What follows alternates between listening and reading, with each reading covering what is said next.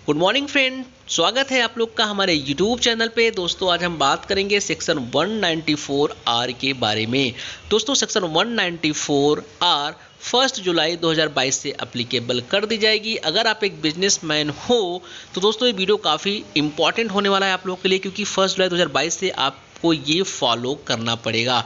तो चलिए दोस्तों वीडियो को शुरू कर लेते हैं। चैनल पे अगर आप लोगों ने फर्स्ट टाइम विजिट किया है तो सब्सक्राइब करके बेल आइकॉन को हिट कर लीजिएगा। वीडियो अच्छी लगे तो लाइक करिएगा, इससे मुझे मोटिवेशन मिलता है।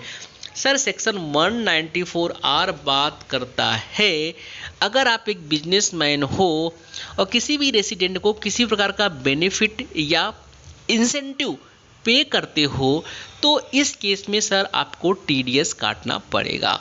अब सर लिमिट क्या है, कब टीडीएस काटना होगा, किसके लिए एप्लीकेबल है, सब कुछ यहाँ पे जानेंगे। यहाँ पे सारी चीज़ें बताई गई है। हम एक एग्जाम्पल के माध्यम से आप लोग को समझाएंगे, एकदम इजी तरीके से समझाने की यहाँ पे कोशिश करेंगे। हम इसे रीड नहीं करेंगे, यहाँ पे क्या बताया गया है बिल्कुल चलिए एक एग्जाम्पल के माध्यम से बताने की कोशिश करते हैं। मानिए सर ए एक बिजनेसमैन है और बी एक हो सकता है डिस्ट्रीब्यूटर, स्टॉकिस्ट या एजेंट हो सकता है। अब इस केस में ए ने बी से कहा कि अगर आप 5 लाख तक का हमारा यहाँ पे सेल करते हो तो हम आपको 10% का इंसेंटिव पे कर देंगे। अब सर चूंकि यहाँ पे ए बी को 10% इंसेंटिव जो पे करेगा, मतलब अगर हम एग्जांपल में 5 लाख का 10% निकालते हैं तो 50,000 का इंसेंटिव यहाँ पे ए बी को पे करेगा। तो गवर्नमेंट इस चीज़ों को ऑब्जर्व कर रही थी। हालांकि इनकम टैक्स एक्ट के अंदर इनकम में डिफाइन भी किया गया है कि किसी डिस्ट्रीब्यूटर को, स्टॉकिस्ट को या जो एजेंसी लेके चला रहे हैं उनको जो इंसेंटिव मिल रही है वह उनके लिए इनकम होती है। बट चूंकि ये लोग जब ITR फाइल करते हैं तो वहाँ पे डिस्क्लोज नहीं करते, इसलिए गवर्नमेंट ने इस सेक्शन को यहाँ पे क्या कर दिया है, इंसर्ट किया है कि अल्टीमेटली अब जो रिस्पॉन्सिबिलिटी होगी यहाँ पे बिजनेसमैन की होने वाली है।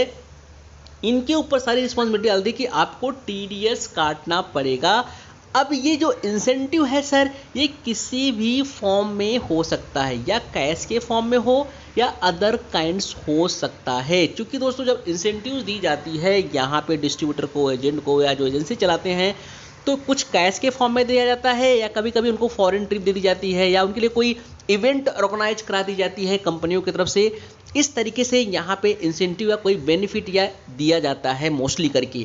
तो गवर्नमेंट ने बोला कि आप किसी भी फॉर्म में अगर इंसेंटिव या बेनिफिट देते हो अपने सामने वाले जिसके साथ में ट्रांजेक्शन करते हो, सामने वाले डिस्ट्रीब्यूटर को, एजेंट को, स्टॉकिस्ट को, यहाँ पे आपको टीडीएस काटनी पड़ेगी। क्योंकि ए क्या करेगा सर, ए अपने बुक्स में इसे खर्चे में क्लेम कर लेता है, बी इनकम दिखाता नहीं था, इसीलिए गवर्नमेंट ने इस सेक्शन को यहाँ पे इंसर्ट कर दिया।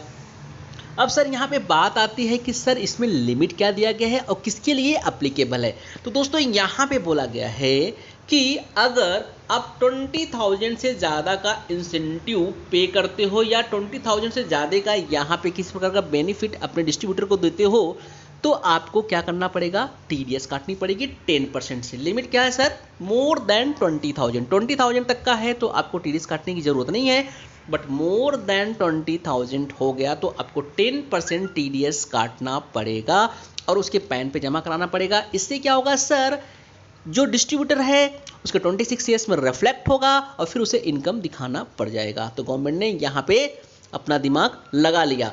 ओके सर, अब अप्लीकेबिलिटी किसके लिए सर, यहाँ पे बोला गया है अदर देन कंपनी, मतलब आप एक इंडिविजुअल हो या HUF हो। इंडिविजुअल के केस में और HUF के केस में बोला गया अगर आपका टर्नओवर मोर देन 1 CR है, कितना sir, more than 1 CR, 1 crore ज़्यादा क्रॉस हो जाता है आपका टर्नओवर तो आपको ये सेक्शन अप्लीकेबल हो जाएगा। किसके लिए सर, इंडिविजुअल एंड HUF के लिए, ओनली इंडिविजुअल HUF के लिए।